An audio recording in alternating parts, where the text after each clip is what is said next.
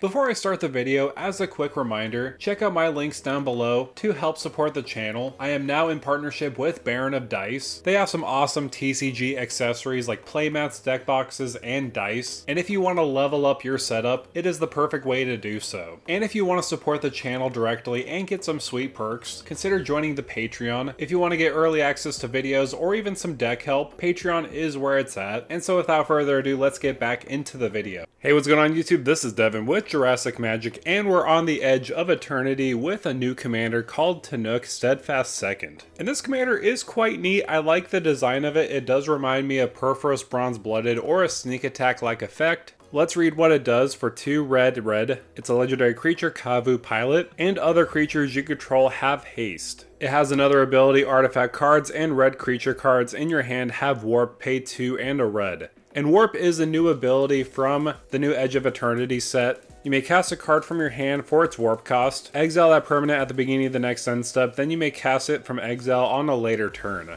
So like I said previously, this does remind me of Perforos Bronze Blooded, however there are some slight differences. Obviously, Perforos is a god that has Indestructible with Devotion, and Perforos does have the activated ability by cheating a creature in without casting it. So counter spells are kind of useless against Perforos if you're cheating in big giant creatures. Tannuk Steadfast Second I think is a little bit better because it's 1 mana less, and it has a slight difference because you can cheat in artifact cards or red creature cards. With Perforos Bronze Blooded, it's artifact creatures or red creatures, so you can cheat in any artifact with Tannuk. It's not just limited to artifact creatures. Also, like I mentioned previously, Tannuk, with that warp ability, it is a cast trigger, so you could use creatures that have great cast triggers. But that could be a downside because people could respond to that by countering that spell. And overall, I have to say Tannuk's ability with Warp reminds me of Evoke, but instead of the card going into the graveyard, it's just going into exile that you could cast on a later turn, which is actually pretty good. You could go into a little bit of play from exile theme.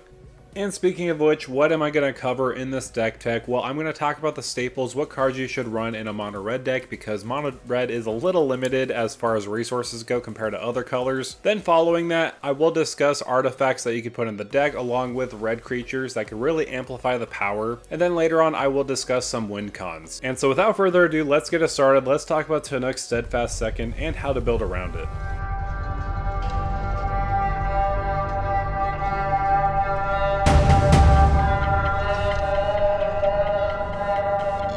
So first things first, staples are huge in this type of deck because we are playing red. We don't have that much options. We want to use some great ramp options and some great card draw options. Going first into the ramp, we want something like Ruby Medallion because this will reduce the red spells we cast by 1. So our commander will cost 3. And not only that, all the red creatures that we cast with that warp ability will cost 1 less, only costing 1 and a red. So this one is pretty significant. Of course, this is going to be an absolute auto include for the deck. You can go into that a little bit further by having the Fire Crystal from Final Fantasy in this list. Even though it does cost 4 mana, I think it's absolutely worth it. It is an artifact, so you can warp it into the battlefield, which can be okay, but of course we like it for that red spells you cast cost 1 less to cast, so it's like a Ruby Medallion, but a little bit more amplified. And this can be a backup option just in case if your commander is not on the battlefield, creatures you control have haste. But most importantly, you could pay 4 and 2 red, tap it, create a token that's a copy of target creature you control, sacrifice at the beginning of the next end step. So if you warped another creature on the battlefield and you want a secondary effect of that creature, you could pay this cost into it and get another version of that creature, whether it has a great ETB or a great attack trigger. This could be extra useful. And again, there's a lot of other ramp options and artifacts that you could utilize, but you don't need to worry about that too much. You just need to get your commander out as fast as you can, so that way you could cheat at big giant fatties. And obviously that is a very high risk, high reward game plan because if somebody removes your commander, well, it's going to be hard for you to get back into the game. So it's definitely a glass cannon like effect, so you may want to include some other staples like Lightning Greaves or Swiftfoot Boots to protect your commander. You may also want to include some redirect spells, so if somebody tries to destroy your commander, you could destroy another creature by redirecting it to another opponent's creature. So you definitely want some good protection for your commander too. But most importantly, you want some good card draw options. This is going to be a bracket level 3 deck, so there's going to be 3 game changers in this list. One is the One Ring, this is probably one of the best card advantage engines that you could take advantage of, especially in mono red where you need all the advantage you could get with card draw. The One Ring will help you get there. And plus what's very nice is we could just warp it onto the battlefield, get protection until end of turn, put it into exile, and then recast it again. So that is something to note with the One Ring. I think it's kind of fun and useful in that kind of way, where you essentially get 2 fogs. And I will say, outside of the One Ring with mono red card draw, it is very hard to find the right type of cards. I do like Uninspected Windfall and Big Score, mainly for the factor that they will get us 2 treasure tokens, along with drawing us 2 cards with discarding a card. So this will help with ramp and a little bit of card selection. But I feel like more times than not, you're going to be using wheel effects. If you have enough money for Wheel of Fortune, or if you proxy it, that's a good card in this list. But you could use other wheel effects. I'm not going to go over every single one of them, but I do personally like some, like Cavalier of Flame and Clive Ifrit's Dominant. Both of these are pretty good because when they enter, you discard your hand, and with Cavalier of Flame, you draw that many cards, or with Clive, you draw cards equal to your devotion to red, which can be pretty useful because if you cheat in a bunch of creatures with your commander, you could cheat in Clive last, and if you have a huge devotion, you could draw a bunch of cards refilling your hand. So Clive is definitely one of those that are very important in this list because it's only going to cost 3 mana with your commander, and the same can be applied for Cavalier of Flame. So those are some basic staples, ones that I would recommend building into this list. I would also recommend some cards that benefit off of playing from exile. Because of that warp ability, we have a second chance of playing that card from exile onto the battlefield. Why not gain some benefits out of that? And with this section, it's not necessarily me putting in a bunch of cards that exile the top cards of our library and we can play them until end of turn. That's not what we want to do. We want cards that benefit from playing from exile, because I would rather have cards in our hand that we could warp into the battlefield rather than cards in exile we can't warp with our commander with. So some prime examples of this playstyle would be Passionate Archaeologist and Keeper of Secrets. With Passionate Archaeologist, commander creatures you own have, whenever you cast a spell from exile, this creature deals damage equal to that spell's mana value to target opponent. And the same can be applied for Keeper of Secrets. Whenever you cast a spell from anywhere other than your hand, so that does include exile, Keeper of Secrets deals damage equal to that spell's mana value to target opponent. So these are essentially the same kind of thing, or when we cast a big giant spell from exile, we will get that benefit of dealing that much damage equal to the mana value to one of the opponents. Another card that fits into this playstyle would be Flaming Tyrannosaurus, and I just love this because of course it's a T-Rex on fire. What's cooler than that? It has menace, and whenever you cast a spell from anywhere other than your hand, so from exile, Flaming Tyrannosaurus deals 3 damage to any target, then put a +1/+1 counter on Flaming Tyrannosaurus, and when it does die, it deals damage equal to its power to each opponent, so this is huge. Throwing around lightning bolts, buffing itself up, and then later if it does die, it deals that much damage to each opponent compared to its power. This is massive. I love this card so much for what it does in this type of deck when we're casting a lot of spells from exile. But why stop there when you could include another card called Nashini? I'm pretty sure I butchered that name, but this is incredible for the deck. Whenever you cast a spell from exile, copy it, you may choose new targets for the copy. If it's a permanent spell, the copy gains haste, and at the beginning of the end step, sacrifice this permanent. So this is great because most likely, if we're casting those big creatures from exile, we get a second copy of them on the battlefield, and we could really amplify that damage swinging at one opponent or a couple opponents. But if there was one card I would recommend if you're going into that play from exile theme, is Wild Magic Sorcerer. This is basically going to get you extra value when you're casting spells from exile for 3 and a red. The first spell you cast from exile each turn has Cascade, and if you're not familiar with Cascade, it's basically a doozy. When you cast one huge spell, you get exile the top cards of your library until you find another spell that basically costs less, and you can cast it for free essentially, so that is going to be massive for this type of deck. So those are the cards that benefit off of playing from exile. I didn't want to go too deep into this. I only mentioned about 4 or 5 cards.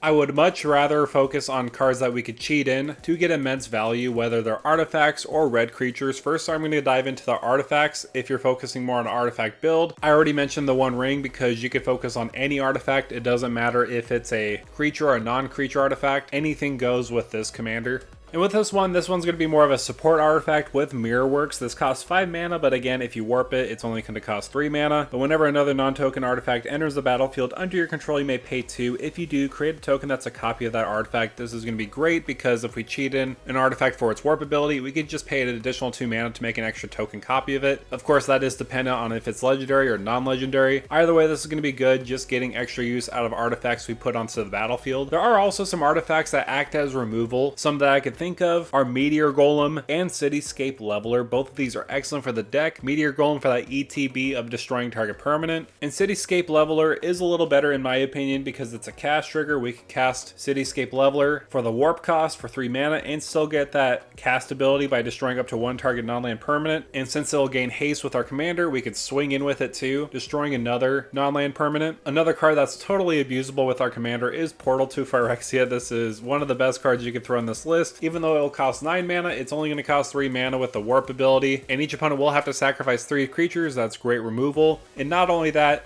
at the beginning of your upkeep, put target creature card from a graveyard onto the battlefield under your control, and it's going to be a Phyrexian in addition to its other types. That's okay. Of course, if we warped it on the battlefield, it'll have to go into exile, and we'll have to recast it later. And if you have something on the battlefield like Mycosynth Golem, where it has affinity for artifact, and artifact spells you play have affinity for artifacts. And correct me if I'm wrong, this does also work with warp, making each artifact you cast for the warp cost 1 less for each artifact. Again, correct me if I'm wrong, because it's a play ability. Either way, this does work for your cards that are in exile, because a lot of them might have too high mana costs, and with Mycosynth Golem on the battlefield, it'll help reduce those costs just a little bit more, so that way you don't have to worry about them. Another artifact we totally want to take advantage of is Sandstone Oracle, and trust me, this is going to be very good for the deck. When it enters, choose an opponent. If that player has more cards in your hand than you, draw cards equal to that difference. So let's just say you have 2 cards in your hand and an opponent has 7. You're going to draw 5 cards, so that way you have 7 cards in your hand total. So this will help you refill your hand a little bit, and plus it's a great budget option too, costing like 35 cents. And if you do want a little bit of a ramp too, you could also throw in Solemn Simulacrum. You're going to get double value out of this because you warp it onto the battlefield, get that ETB, get it to exile, and then recast it later from exile, getting another land. So you're basically getting 2 times the value. And if you want to double up on your effects, like Solemn Simulacrum where they have great ETBs, you could utilize Panharmonicon. Just doubling the ETB of creatures you control is going to provide immense value. And I could go on and on about artifacts, but I wanted to mention one more. Chamil the Inner Sun is going to be one of your best options because spells you control can't be countered. And at the beginning of your end step, you discover 5, so this is going to be very good because if you cast this for the warp cost, another spell you'll cast after that won't be countered. So suck it, blue players. And not only that, your end step trigger will discover, and you could rearrange this so that this happens first, then it'll go into exile later on. So this one is a pretty decent option too. But like I mentioned previously, artifacts are not the only thing you could cheat in. There are also some great red creatures that you could utilize too. One I personally like because I'm biased to dinosaurs is a Tali Primal Storm. This is going to be incredible for the deck because for 3 mana you're essentially getting that attack trigger, exiling the top card of each player's library, then you may cast any number of spells among those cards without paying their mana costs. So honestly, this is going to be great because most likely in some situations you're going to get the best spells off of your own library or your opponent's library, but you could also whiff and get a land too, so that is a little bit of a caution. Another card I like because it's a dragon mage for 5 and 2 red. It has flying, and whenever this creature deals combat damage to a player, each player discards their hand and then draws 7 cards.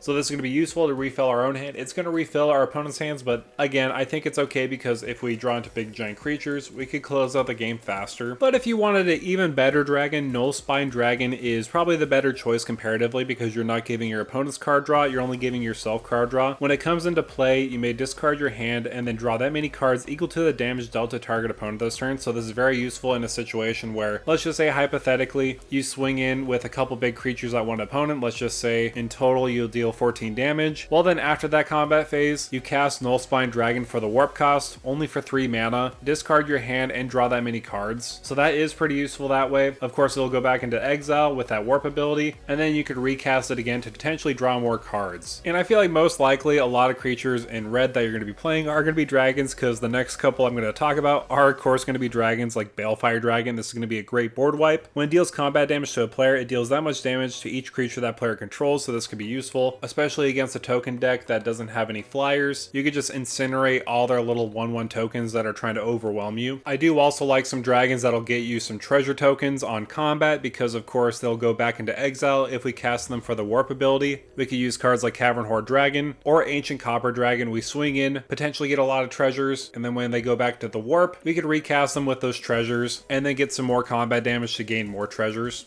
Another way you could gain an immense amount of mana is by using a card like Neheb the Eternal. I think this is going to be great for this type of deck because of course we're going to be casting cards for its warp cost, but then they're going to go back into exile. We need as much mana as we can to recast those spells. Neheb will provide that ability at the beginning of your post-combat main phase. Add a red mana for each 1 life your opponents have lost this turn. So let's just say hypothetically your opponents lost like 3 life each. That's going to be 9 mana that we could gain, that we could cast with a warp creature in the exile. So that is something to note. However, I do want to go over some Windcons or some cards that are the best of the best in this type of deck that'll help you win the game. There are 2 no-brainer cards in this list like Sundial of the Infinite and Conjurer's Closet. These are going to help you make your creatures stay on the battlefield instead of going into exile. Once you cheat them onto the battlefield with warp and you go to your end step with that trigger on the stack, you could just end the turn and make that trigger fizzle with Sundial of the Infinite. Or on the flip side with Conjurer's Closet, you could blink that creature first before having it go to the exile and have it re-enter as a new creature on the battlefield, and with the ruling, it won't go into exile. So those are 2 majorly important cards to make sure that you could keep your creatures onto the battlefield, especially for that low mana cost of 2 and a red. And if you want to win the game, here are some options. If you want to give double strike to all your creatures, you could use a card like Terror Mount Velis or Blast Furnace Hellkite. If you want to double the damage of all your creatures, use Twin Flame Tyrant. And if you're casting a lot of creatures onto the battlefield left and right, you may as well include Terror of the Peaks, because if you're cheating in big giant creatures just for 3 mana, you might as well blast people in the face or blast other creatures on the battlefield or really any other target. And trust me, Terror of the Peaks is definitely a nightmare of a card to deal with. Definitely worth it in this type of deck where we're cheating in huge fatties.